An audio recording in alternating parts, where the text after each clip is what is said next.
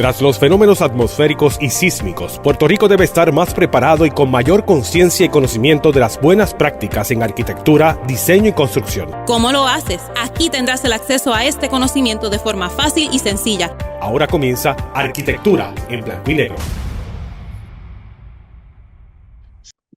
Saludos a todos y todas aquellos que nos escuchan. Yo soy el arquitecto Luis Vadillo Lozano, decano de la Escuela de Arquitectura y Diseño de la Pontificia Universidad Católica de Puerto Rico, y estoy con ustedes, como todas las semanas, hablando de arquitectura, recordándoles que Dios nunca nos abandona.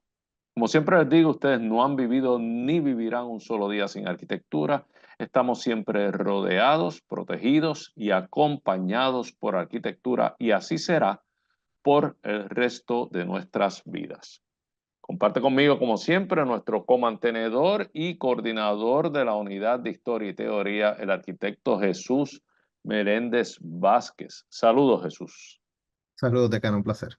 Jesús, hoy comenzamos con un nuevo tema que va orientado hacia unas conversaciones que tú y yo hemos tenido, incluso en estos programas, que es la participación de la electrónica, del mundo digital en la arquitectura, y particularmente en la forma en que percibimos y producimos arquitectura. Esto siempre dentro del marco del análisis que estamos haciendo del estado de la arquitectura a comienzos del siglo XXI, y como siempre decimos, para dar el crédito a quien crédito merece, siguiendo o guiados por un libro que lleva exactamente el mismo nombre, El estado de la arquitectura a comienzos del siglo XXI, que fue editado por el arquitecto Bernard Tschumi y la arquitecta Irene Shen. En este nuevo capítulo es muy interesante, y estamos acercándonos al final del libro. Hemos leído un libro completo. En este capítulo, como mencionaba en un principio, pues se analiza cómo estas nuevas herramientas digitales comienzan a impactar, a modificar y de alguna manera variar el quehacer del arquitecto, la manera en que nosotros hacemos arquitectura. Ya no solamente viendo el mundo digital como una herramienta que nos apoya en nuestro trabajo, sino que incluso puede llegar a modificar la manera en que nosotros trabajamos y modificar el objeto último, ¿verdad? En la propuesta nuestra arquitectónica. Y el primero de los ensayos bajo este tema de Electronics plus Perception, la electrónica y la percepción, tenemos el primer capítulo que analizamos, un capítulo escrito por el arquitecto, profesor de Columbia University y teórico Mark Wickley, que él titula Still Effects, o los efectos de lo que es muy difícil para mí traducirlo, de lo quieto. Y es un ensayo corto, interesante, por momentos un poquito difícil de entender, pero que va, como decía, a la médula de cómo en el siglo XXI estas nuevas herramientas, que por un tiempo la arquitectura se mantuvo fuera o alejadas de ella, estas nuevas herramientas pueden modificar no solamente la manera en que hacemos arquitectura, sino el objeto último, el producto último de la arquitectura. Y es porque él cataloga este mundo digital por un mundo fluido, diferente al mundo quieto donde nosotros solíamos ver las cosas. Nosotros hacíamos nuestros dibujos y nuestros dibujos, sean las fachadas de los edificios o las plantas de piso de los edificios, era una percepción quieta de una realidad, no era una percepción fluida de una realidad, donde nosotros constantemente nos estamos informando de nueva data que podemos ir a buscar o que podemos recoger del mundo digital, y que puede de alguna manera informar nuestro producto final.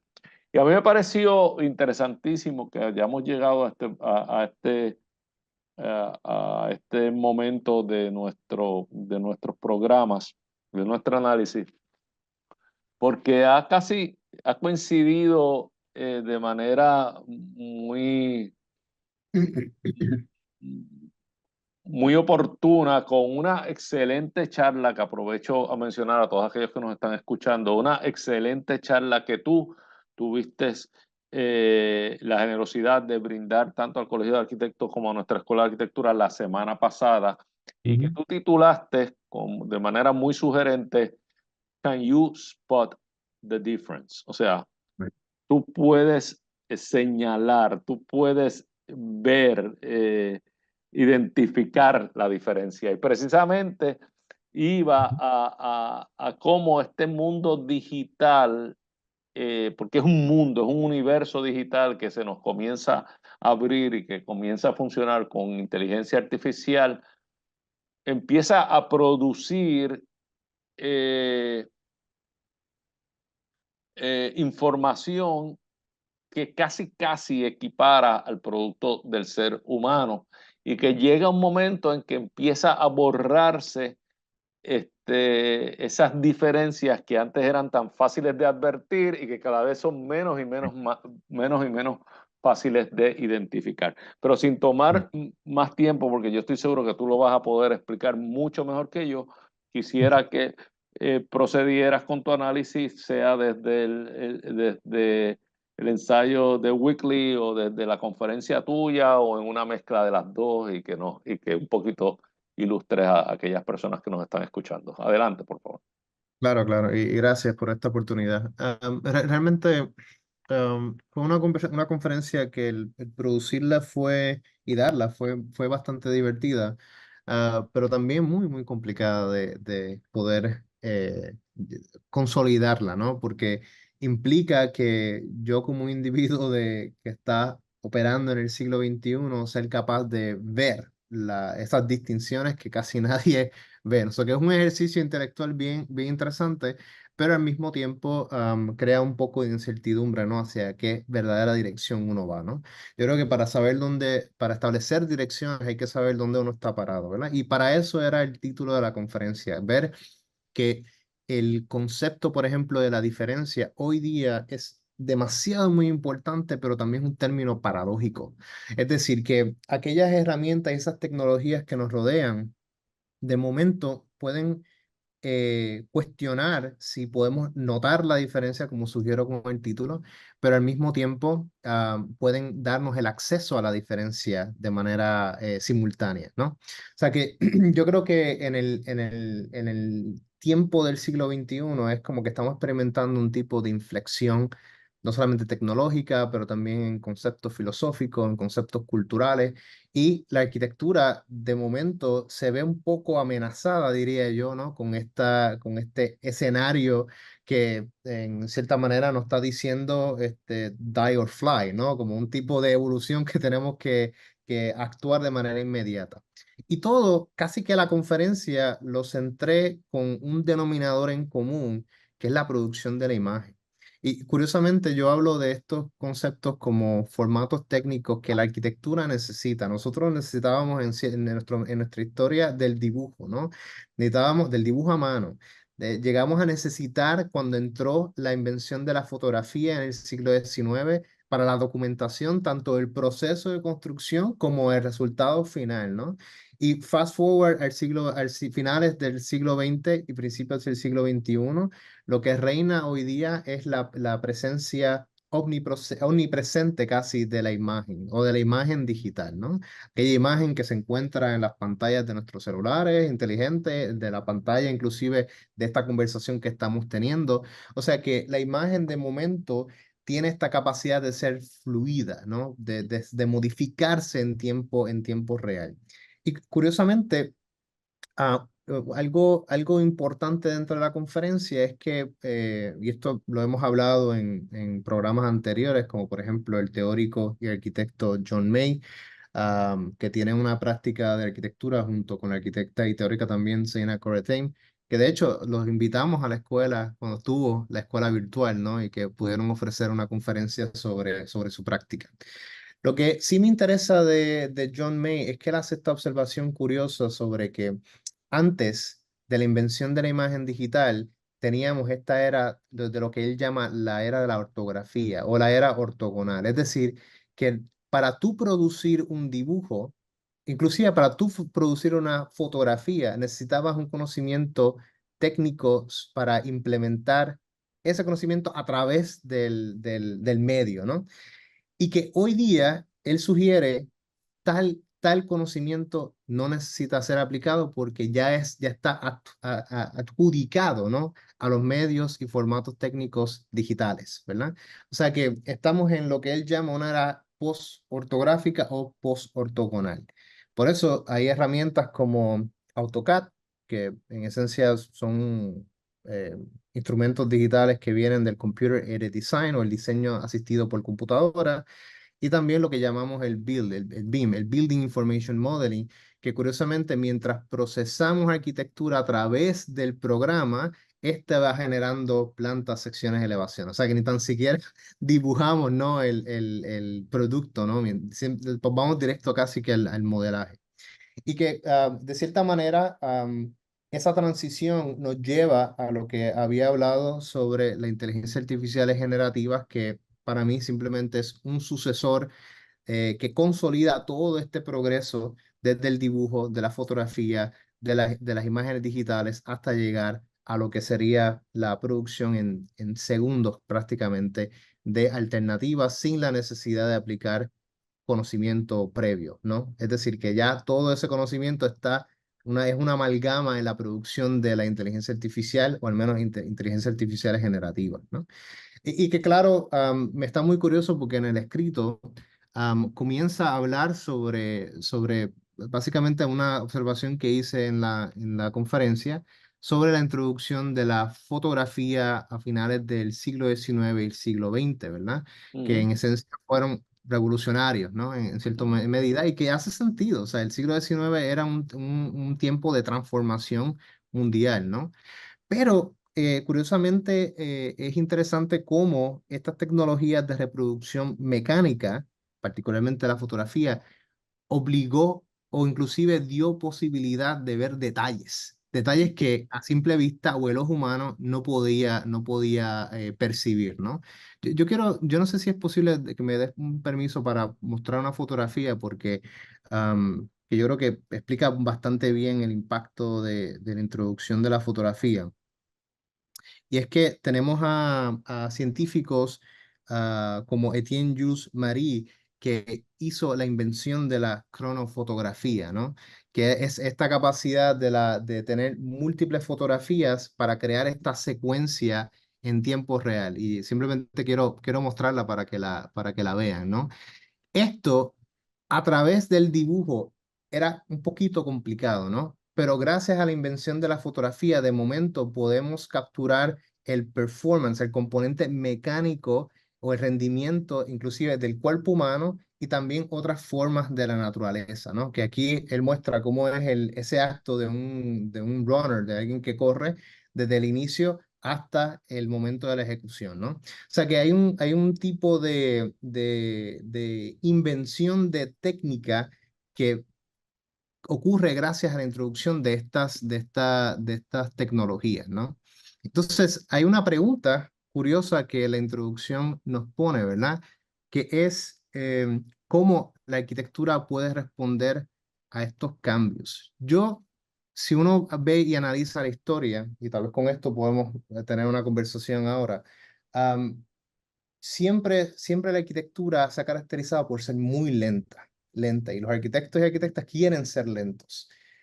Pero siempre hemos visto que esos cambios de tecnología están adjudicados a nuestras formas de producir o concebir la arquitectura, ¿no? O sea, el dibujo tuvo un impacto significativo en el Renacimiento, por ejemplo, que nos ayudó a reducir siglos de planificación, siglos de diseño o de construcción en cuestiones de años, y que eso nos dio una contribución significativa que fue el poder finalmente adjudicar una obra con nuestro nombre, ¿no? Y como había mencionado, la fotografía también tuvo su impacto, pero hoy día estamos tambaleando con el rol de la imagen, porque todavía pensamos que no tiene, digamos, algún tipo de rol, cuando ya, o inclusive hoy día tenemos prácticas que ya están utilizando la imagen como punto de partida, ¿no? O sea que eso, en esencia, nos trae un cuestionamiento sobre que maybe no es un cambio, pero tal vez un retorno, que había mencionado en la conferencia, que es el retorno de las prácticas de imitación. Es decir, en vez de mirar el mundo natural e imitarlo, ahora vamos a estar imitando desesperadamente imágenes digitales, imágenes procesadas todo el tiempo. Nada, o sea, eso es digamos, una introducción para poder después seguir adentrándonos a la lectura. No, y muy interesante y como siempre muy acertada. Yo espero que no se nos hayan perdido mucho aquellas personas que nos están escuchando cuando hacemos o cuando hace referencia a las distintas herramientas digitales que son ya bastante común para nosotros, como es el AutoCAD o el BIM, el Building Information Modeling. Ciertamente, no sé, no, los que nos escuchan, por favor, no cambien la estación, porque esto no tiene mayor importancia a los nombres. Lo que es importante entender aquí es que cada vez más y más nuestra práctica de arquitectura se viene apoyando y ayudando en nuevas herramientas digitales que han aumentado nuestra capacidad de producción y de formulación de ideas. Pero últimamente est- estas herramientas digitales, y particularmente con el surgimiento de la inteligencia artificial, han cogido una nueva dimensión, se han redimensionado al grado de que comienzan a apoyar la producción de ideas ya de forma, o sea, generan ideas, generan alternativas, cosa que no hacían las herramientas digitales anteriores. Todas estas herramientas que mencionaba el profesor Menéndez, de, de, de producción de dibujos, tenía uno que poner la información, pero estas nuevas herramientas digitales de inteligencia artificial empiezan a ser un verdadero colaborador en la producción de ideas, al grado de crear un nuevo mundo, es una nueva realidad que va aumentando de forma exponencial y en donde uno habita. O sea, uno cuando está trabajando o está interactuando con estas herramientas digitales de inteligencia artificial, realmente uno se traslada a otra Claro. realidad y funciona dentro de otros marcos, dentro de otros parámetros que están despegados de este mundo físico, al grado de que, como tú bien dices, nuestras referencias comienzan ya no a ser necesariamente aquellas que nos produce el mundo físico, Right. sino aquellas que produce este nuevo mundo, esta nueva realidad digital.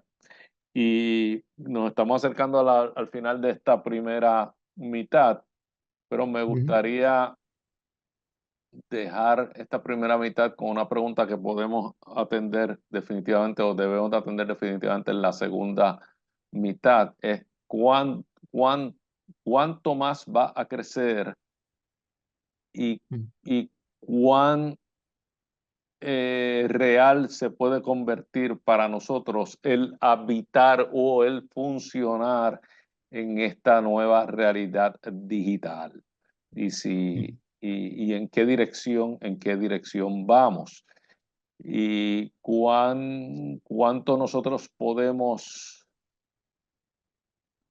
considerar que este mundo digital se va a convertir en unos coautores o un coautor de de las propuestas nuestras. Cualquiera que sean, estamos hablando de arquitectura, pero sabemos que incluso se está dando en otros ámbitos de la cultura. Sin más nada, hemos llegado al final de esta primera mitad.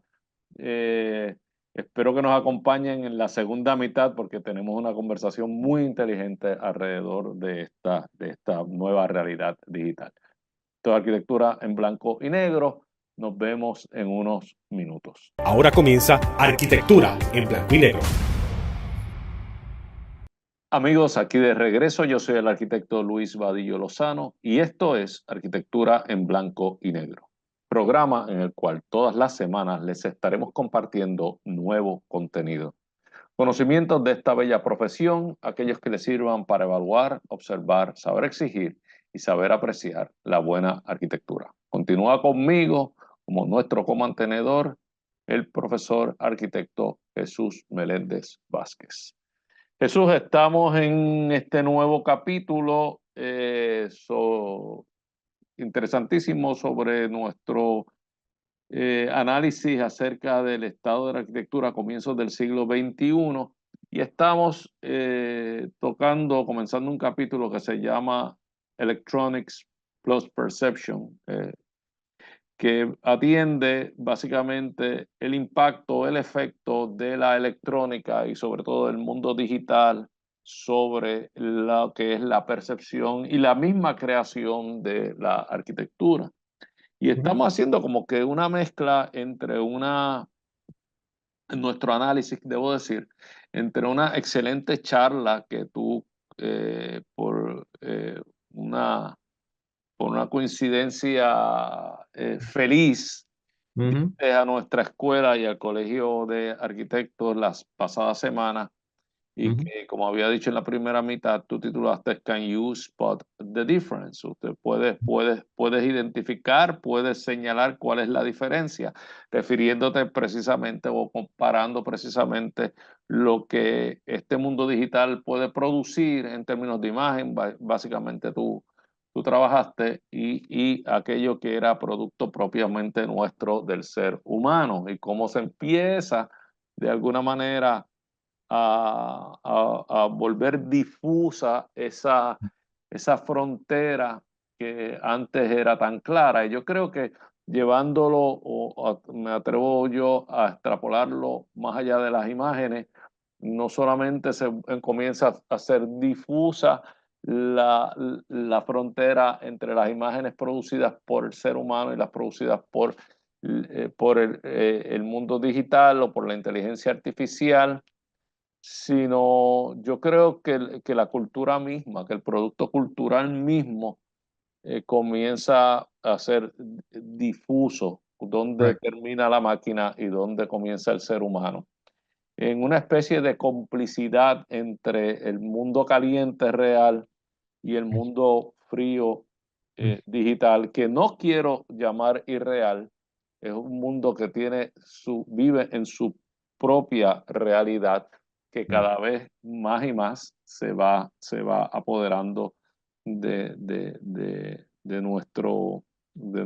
quehacer diario y de nuestro compartir, ¿verdad? Vivimos en dos mundos paralelos y yo sé que eso suena un poco cliché, pero es una realidad. Vivimos en este mundo físico, caliente, pero también todos vivimos, o muchos de nosotros vivimos en este mundo más frío, pero igualmente real, que es el mundo digital. Y entonces, estamos combinando, decía yo que estamos combinando el análisis de hoy entre tu conferencia y este interesante ensayo escrito por el profesor Mark Wickley, que se llama Still Effects y que aborda temas similares o se acerca a temas similares a los que te acercaste tú, quizás de manera diferente. Tengo que decir, obviamente, que tu conferencia está mucho más al día porque es una conferencia del 2024, cuando el ensayo de Wickley es un ensayo que se produce a principios del siglo XXI, en el 2007, si mal no recuerdo.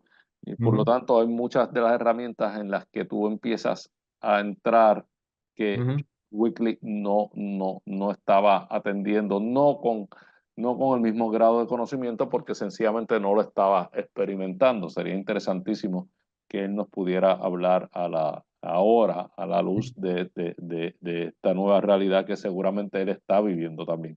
Bueno, en fin, en la primera mitad nos quedamos en una pregunta que yo señalé y que me gustaría que en la medida que te fuera posible la atendiera.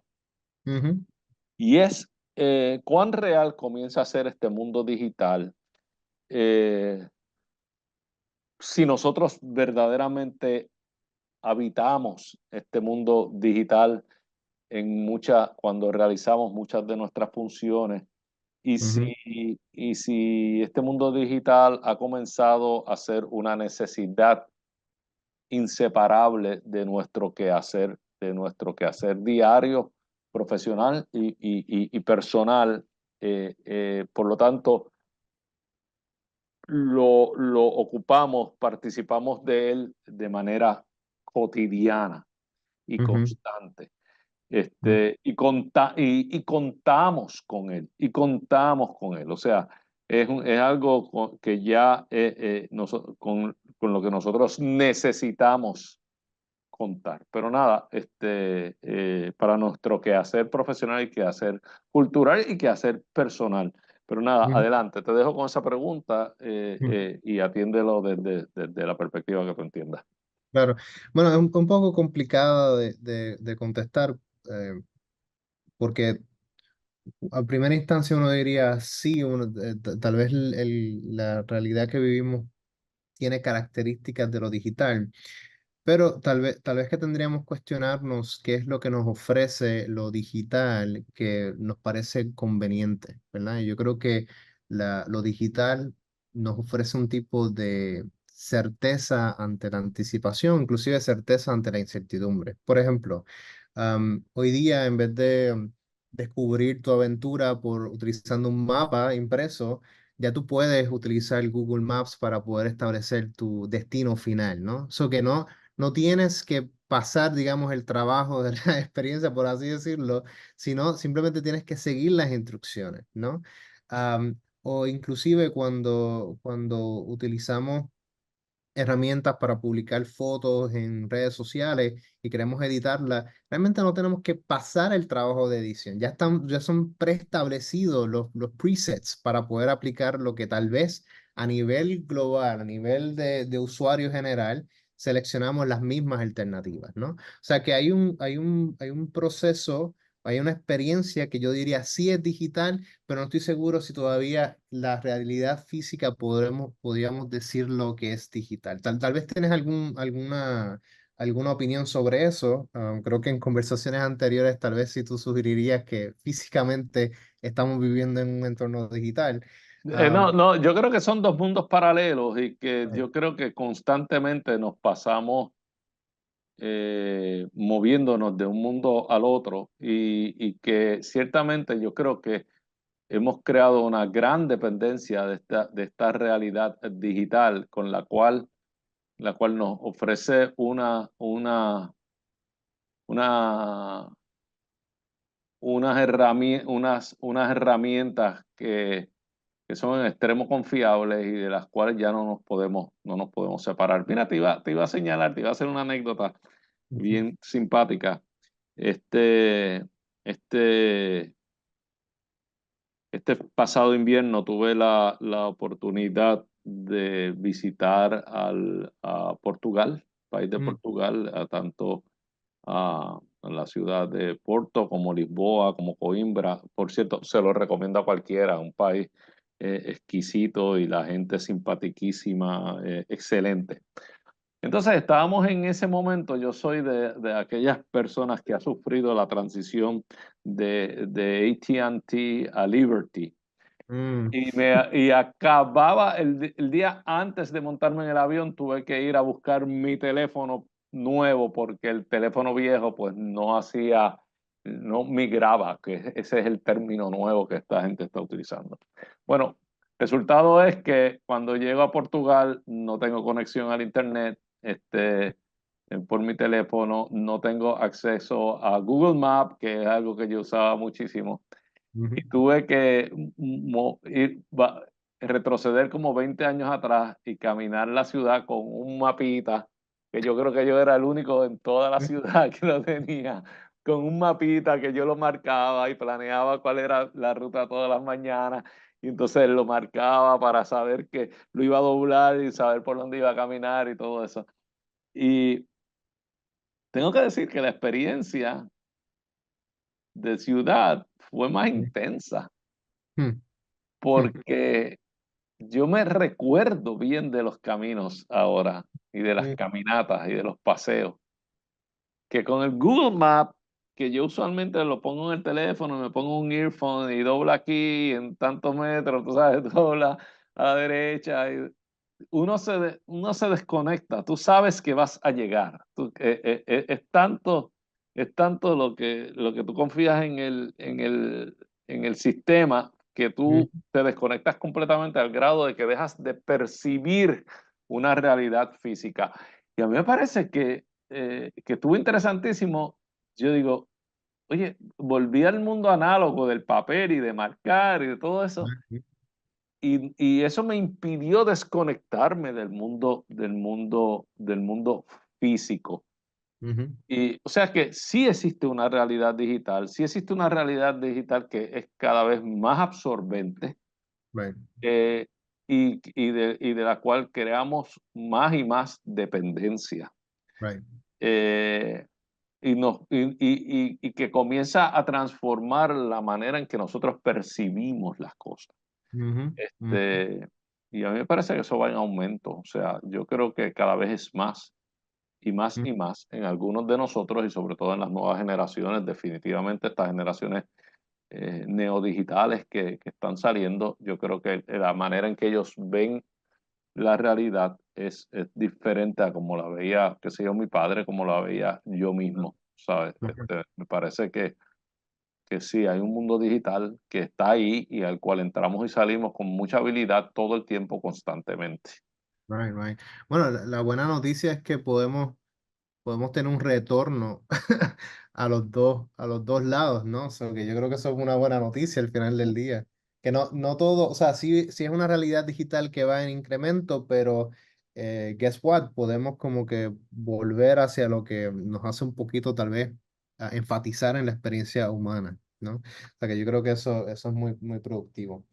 Eh, curiosamente, yo creo que Mark Weekly hace un tipo de observación particular, pero él lo llama como este tipo de que lo electrónico, en esencia, aunque no podemos verlo, y que lo electrónico no solamente está condicionado a lo digital o las computadoras, sino también, él dice que nuestro cerebro, de cierta manera, es Claro, electrónico, sí, sí. por nuestras neuronas, ¿no? Cuando Ujú. reaccionan. Pero que No, porque nosotros, son impulsos eléctricos, son impulsos eléctrico. electrónicos, sí. Exacto, exacto. Pero que él dice algo curioso que nosotros, a pesar de que no vemos lo electrónico, pero sí vemos el efecto de lo electrónico. Yo creo que esa experiencia del Google Map es lo Ujú, que uno realmente percibe, el efecto de que algo que no, realmente no estás viendo te está guiando a ujú. través de, de la ciudad, ¿no? Que en esencia yo creo que en el oscurantismo o en la época medieval yo creo que nos podrían acusar de brujería o algo así, porque sea, o sea, por menos, literalmente como que, ¿cómo es? Utilizaban las hogueras para poder descansar. O sea, que me parece muy, muy curioso, ¿no? No, Eh, a mí lo que me está curioso es que así como nosotros confiamos en que Google Maps nos va a sacar, no importa que estés en un lugar que tú no conoces, ya right, no tienes ningún problema. No me voy a perder, Google Maps me va a sacar.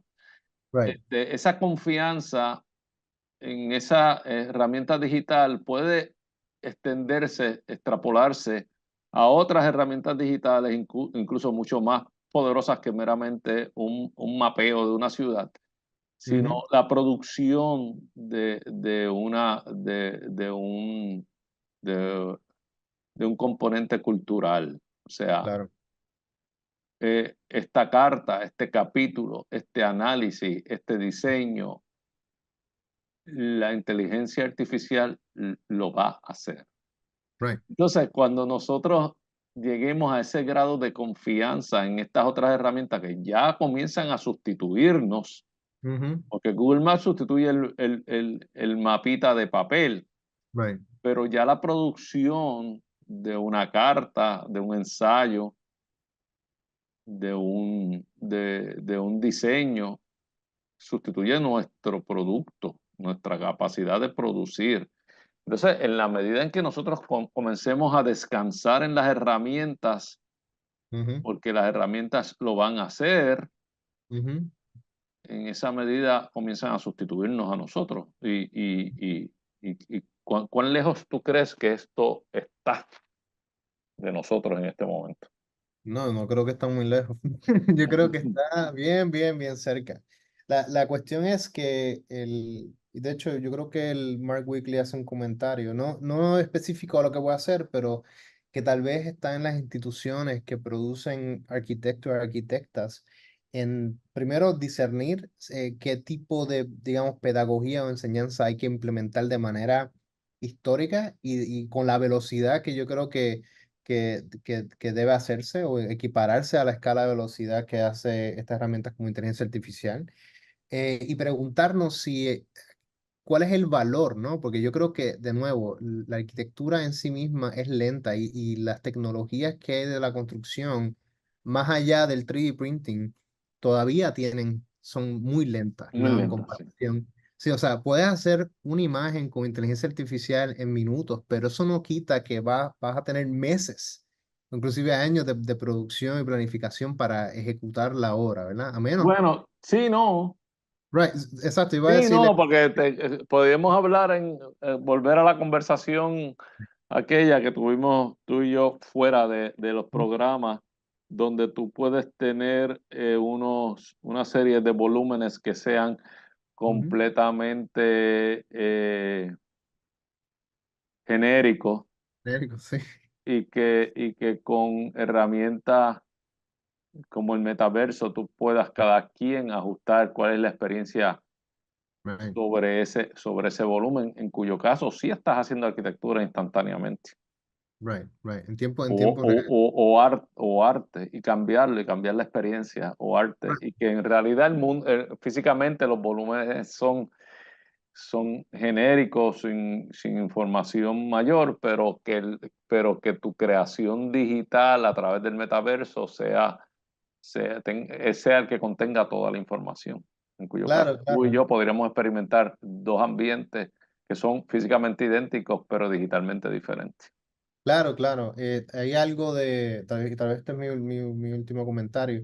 Hay algo sobre que tal vez estos futuros arquitectos, arquitectas de efectos van a tener que lidiar más y más con las soluciones preseleccionadas, ya preestablecidas, ¿no? Que en esencia traduce mucho de nuestra experiencia histórica. El precedente, por ejemplo, es uno de ellos. Cuando miramos el precedente arquitectónico, ya está hecho. So, hay todo un cuerpo de conocimiento preestablecido que en esencia no cuestionamos tanto para elegirla, ¿no? O sea Ujú. que este arquitecto y arquitecta de efectos tal vez se va a convertir al final del día en un coleccionista de arquitectura, ¿no?